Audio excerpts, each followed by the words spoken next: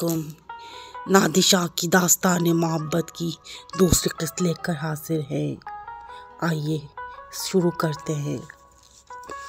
उसके पास एक बादशाह की तरह नहीं बल्कि एक शोर की तरह आता और सारी रात इसके साथ बसर करता। कोई रात ऐसी नहीं आती थी जब वो इसके पास ना हो। आहिस्ता आहिस्ता सितारा ने लश्कर की दूसरी औरतों से भी राह रस्म पैदा कर ली, क्योंकि इसका ख्याल था कि इसके बगैर और कोई चारा नहीं और इसके बदगुमान कबीलों को आराम करने के लिए यही एक तरीका हो सकता है। चुनांचे इसने अपनी कई बदगुमान रकीबों को आराम भी कर लिया, लेकिन इन रकीबों में एक औरत ऐसी भी थी कि जो सितारा को एक आँख भी नहीं देख सकती थी। इस कीने पर परवर और कीना खसलत कमीना खसलत औरत का हम शराजी था, जिसके दिल में सितारा की सब खूबियाँ हेज थी।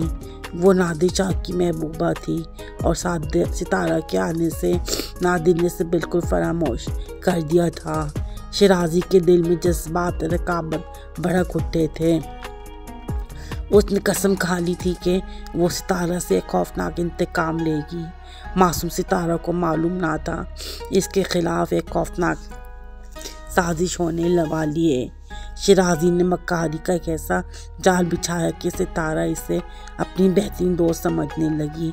चुनांचे रफ्ता रफ्ता शराजी सितारे की राजदार सहेली बन गई, क्योंकि वो जानती थी कि अगर सितारा के राज इसके हाथ आ गए तो आगे चलकर वो इनसे बहुत फ़ायदा उठा सकेगी। वो हर वक्त सितारा की नक़ल व हरकत की निगरानी करती रहती और कोशिशें करती कि सितारा का कोई राज इसे छुपा ना रह सके। शराजी कोई ऐसी वैसी मामूली औरत ना थी, वो एक आला सरदार की बहन थी। बेचारी सितारा को क्या मालूम था कि वो आस्तीन में सांप पाल रही है और इसी दोस्ती के पर्दे में इसके लिए कैसे कैसे मसाइब व आलम इकट्ठे किए जा रहे हैं, और अगर इसे मालूम हो भी जाता तो क्या इसकी परवाह हो सकती थी? नहीं, हरगिज़ नहीं। वो ऐसी औरत ना थी कि ऐसे मसलों की तरफ कोई तवज्जो दे। इसे एक ऐसा महबूब मिल गया था कि जिसके ख्वाब मुद्दतों से देख रही थी, और उसने इस तरह हासिल कर लिया था जिस तरह इससे पहले और कोई औरत हासिल ना कर सकी थी। नादिर के मसाहिब इसके इस इश्क में बहुत हैरान थे। वो सितारे के लिए दीवाना हो गया था और चहमूगियाँ करते थे कि देखे हमारे बादशाह इसके नए रोमान का क्या नतीजा निकलता है। नादिर शाह के ज़बरदस्त लश्कर को पड़ाव डाले कई दिन हो चुके थे। वक्त पर लगाए उड़ा रहा था। दिन ब दिन तेज़ी से गुजर जा रहे थे। या कर नादिर को ये ख़तरा महसूस हुआ कि अगर कुछ दिन इसी तरह इसकी फ़ौज बेकार रही तो इसका जोश सर्द पड़ जाएगा। चुनांचे इसने अपनी फ़ौज को फ़ौरन दिल्ली की तरफ कूच करने का हुक्म दिया। हुक्म सुनते ही कूच की तैयारियां शुरू हो गईं और शाम तक खुद बादशाह भी कूच की तैयारियों में मसरूफ़ रहा। शाम को हस्ब मामूल सितारा के खैमे में गया तो मारे थकान के इसका बदन चूर चूर हो रहा था। इसे ऐसा मालूम हो रहा था कि जैसे वो किसी ख्वाब से बेदार हुआ है, इस ख्याल से कि आज रात वो पहले की तरह सितारे की मोहब्बत से माला माल ना हो सकेगा। इसने सितारे की तरफ हसरत और मोहब्बत भरी निगाहों से देखा और इसका चेहरा पहले से ज़्यादा गमगीन हो गया। वो सोचने लगा कि अब इसके सामने बड़े बड़े मामला पेश होने वाले हैं और इनका ताल्लुक़ इसकी सल्तनत और जंग से है।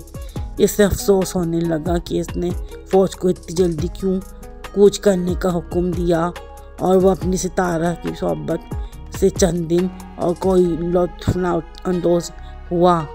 औरत की मोहब्बत एक औरत की मोहब्बत कितनी ज़बरदस्त चीज़ थी। इसकी खुदादाद ताकत और शुजाअत से भी ज़्यादा पुरअसर। सितारा भी इसके दिल का राज भा गई और बादशाह के गम को दूर करने की नाकाम कोशिशें करने लगी। वो इसका गम राज मालूम करने के लिए बेचैन हो गई। नादिर ने से अपनी बेगर्मी से एक बेशकीमत हीरा निकाल कर दिया और कहने लगा, मैं हीरा तोहफे के तौर पे तुम्हें देता हूँ। अगर तुमको कभी मुझसे खुद मिलने की ज़रूरत पेश आए तो ये मेरा हीरा बेच देना। मैं जहाँ भी होऊंगा फ़ौरन आ जाऊंगा या तुम्हें अपने पास बुला लूँगा। اب ستارہ کو معلوم ہو کہ وہ کس قدر غمگین تھا۔ اس نے سے ہیرے تو لے لیا، لیکن یہ بات اس کے وہم و گمان میں بھی نہ تھی کہ کبھی سے ہیرا بیچ کر نادر کو بلانے کی ضرورت پیش آئے گی۔ ستارہ کو یہ واقعہ ایک خواب کی طرح محسوس ہوا۔ اسے یوں معلوم ہونے لگا کہ جیسے تھوڑی دیر کے لیے اس کی مسرت کی دنیا پھر غم کے بادل چھا گئے۔ دوسرے دن فوجیوں نے دہلی کی طرف کوچ کیا۔ ستارہ کے لیے یہ سفر انتہائی حیرت و تعجب کا موجب تھا۔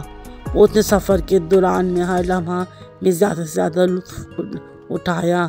وہ اپنے محبوب کے پہلو میں گھوڑے پر سوار تھی، ایک ملکہ بن کر۔ چنانچہ وہ بڑی شان و شوکت و تذکر احتشام کے ساتھ شہر دلی میں داخل ہوئی۔ اس کی زندگی کے یہ لمحات شیریں بھی تھے اور تلخ بھی۔ شیریں اس لیے کہ دلی سے اسے ایک قیدی اور لونڈی کی حیثیت سے نکالا گیا تھا، لیکن اب وہ شاہی محل میں ایک فاتح ملکہ کی حیثیت سے ٹھہری ہوئی تھی۔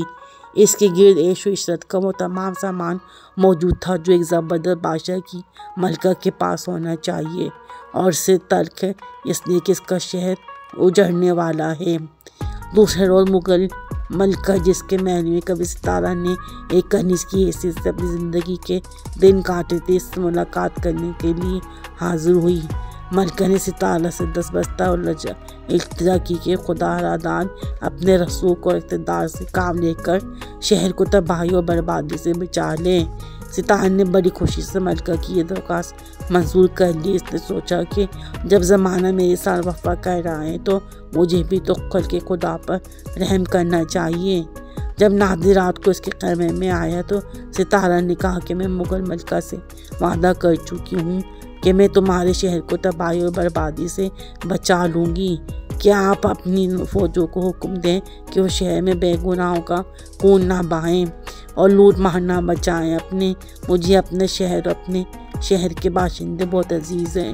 بادشاہ اس کی درخواست سن کر مسکرانے لگا کہ میں پہلے ہی فوج کو حکم دے چکا ہوں وہ ستارہ کے شہر میں تباہی نہ مچائے اور نہ لوگوں کو لوٹے، اور لشکر نے بھی میری بات مان لی ہے، کیونکہ اب اس شہر والوں کی طرف سے حملے کا کوئی اندیشہ نہیں۔ آج کی شکست نے ان کے حوصلے پست کر دیے ہیں اور اب وہ ہمارے لشکر پر حملہ نہیں کر سکتے۔ لیکن نادر کا قیافہ صحیح نہ نکلا۔ چند دن بعد جب ستارے اپنے کمرے میں بیٹھی نادر کا انتظار کر رہی تھی، اسے چیخ پکار اور شور کی المناک آوازیں سنائی دینے لگی۔ وہ گھبرا کر اٹھ بیٹھی۔ اس نے سوچا کہ شاید نادر کو اپنے وعدے کا خیال نہیں رہا، اس نے شہر پر حملہ بول دیا ہے اور غریب باشندوں پر فوج ظلم ڈھا رہی ہے۔ پھر اس خیال آیا کہ نہیں، نادر مجھ سے کیا ہوا وہ وعدہ کبھی نہیں بھول سکتا۔ لیکن یہ المناک صدائیں سن کر اس کے دل گھبرانے لگا۔ اس نے آغا باشی کو بلا کر پوچھا کہ کیا معاملہ ہے۔ آغا باشی نے جواب دیا کہ شہر والوں نے فساد برپا کر دیا تھا اور اب انہیں اپنے کیے کی سزا مل رہی ہے۔ ستارہ نے آہستہ سے کہا۔ اسے معلوم تھا کہ وہ نادر کے نزدیک سزا دینے کے مفہوم کیا ہے۔ اس نے فوراً نادر کو پیغام بھیجا کہ خدا کے لیے لشکر کو روکو، شہر والوں پر رحم کھا کر انہیں تباہی سے بچا لے۔ لیکن بہت دیر تک نادر کی طرف سے اسے کوئی جواب موصول نہ ہوا۔ آخر بڑی مایوسی کی بعد اب ستارہ نے نادر کے پاس وہ ہیرا بھیجا، لیکن پھر بھی قتل عام بند نہ ہوا۔ وہی چیخیں، وہی نعرے، وہی بین اور ابھی سنائی دینے رہے تھے۔ نادر کی طرف سے کوئی جواب نہ آیا تو ستارہ نے خیال کیا کہ شاید نادر اس سے ناراض ہو گیا ہے، کیونکہ اس نے ایک ایسے معاملے میں دخل اندازی کی ہے کہ جس میں دخل اندازی کا کوئی حق نہ تھا۔ بیچاری ستارہ بے حد ممنون اور اداس ہو گئی۔ خواہ مخواہ اس نے اپنی ایک ایسی درخواست کی جو رد کر دی گئی، لیکن وہ صحیح حالات سے نا واقف تھی۔ وہ نہیں جانتی تھی کہ اس کی التجا تمام دن نادر کے پیش نظر رہی ہے۔ یہی وجہ تھی کہ نادر نے پل بھر میں شہر کو پھونک کر نہ رکھ دیا اور سڑکوں اور گلیوں میں خون کی ندیاں نہ بہائیں، ورنہ نادر اپنے حریف اور مغلوں کے بچے کو موت کے گھاٹ اتار دینے کا عادی تھا۔ فوج کے سردار اس کے صبر و تحمل پر حیران ہو رہے تھے۔ वो बागियों को सज़ा देने में बरस रहा था। वो हैरान थे कि नादिर और इस तहम्मुल और सितारा की इस वक्त तक यह हकीकत मालूम ना हुई, और जब तक कि नादिर ने रात को खुदा के सारी बात ना सुनाई। जब ईरानी लश्कर ने दिल्ली की बेशुमार दौलत से मारा मार होकर शुमाल का रुख किया, तो सितारा ने महसूस किया कि अब इसके लिए नई ज़िंदगी की इब्तिदा हुई है। एक ऐसी ज़िंदगी जिसमें माजी का हर लम्हे की याद एक दिलकश मुस्तकबिल में तब्दील हो रही है। अब इसके सामने एक ऐसी राह थी जो एक अजनबी मुल्क को जाती थी, एक ऐसी मुल्क जो इसने नई नई दिलचस्पियों और नए नए तस्वुरात का मरकज़ बनने वाला था। वहाँ के शदीद खतरात भी इसके पेश नज़र थे, लेकिन सितारा किसी खतरे से डरने वाली नहीं थी। वो जानती थी कि अब इसके वास्ते ऐसे लोगों से पढ़ने वाला है जो उसके सख्त दुश्मन हैं और इसे नफ़रत की निगाह से देखते हैं। लेकिन उस एक उम्मीद पर इन खतरात को मोल रही थी, और वो उम्मीद थी नादिर की मोहब्बत। और इसकी मोहब्बत नादिर इसके पहलू में एक बहादुर सी साथी की तरह सवार था। इसे किसी किस्म का खौफ ना था। आज इसकी पगड़ी के सामने वो अज़ीमुल शान और लाजवाब हीरा चमक रहा था, जिसका नाम कोहिनूर था, और जो आजकल बरतानिया के शहंशाह की ताज की ज़ीनत है। सफ़र की कठिन मंजिलें तय करने के बाद लश्कर दरियाई सिंध के किनारे पहुंच गया। यहाँ आकर नादिर ने फ़ौज को आराम करने का हुक्म दिया। इसका इरादा था कि दर खैबर को अबूर करने के लिए यूसुफ ज़ईयों के इलाकों से गुजरे। इस मकसद के लिए वो शुमार की तरफ मुड़ा। तमाम दिन कबाइल के सरदार नौन से गुफ्त शनीद करने में बसर हुआ। शाम को थकान से चूर चूर होकर वो वापस आया और आते ही सो गया। आज की रात बहुत गर्म थी। वही जगह जहाँ इन लोगों ने पड़ाव डाला था बहुत वीरान थी। हर तरफ मौत का सा सकूत तारी था। किसी दरख्त के पत्ते की सरसराहट तक ना सुनाई देती थी। सितारा की आंखों से नींद कोसों दूर थी। वह अपने महबूब ख्यालात में गर्क अपने बिस्तर पर लेटी थी। अपने महबूब से मोहब्बत करने के लिए शीर ख्यालात ने इसकी खूबसूरत आंखों से नींद छीन ली थी। यकायक वो घबरा कर उठ खड़ी हुई। इस खेमे के करीब किसी आदमी का आमद का एहसास हुआ, और वो नहायत एहतियात लेकिन दिलेरी से दबे पाँव अपने खेमे की तरफ दरवाजे के पास पहुंची, और दरवाजे से बाहर आकर उसने घबराई होकर निगाह डाली। चंद लम्हात तक तो इसे कुछ नज़र न आया, लेकिन थोड़ी देर बाद इसे नज़र आया कि कोई आदमी बैठ के बल। अब आगे कहानी सुनिएगा अगली किस्त में।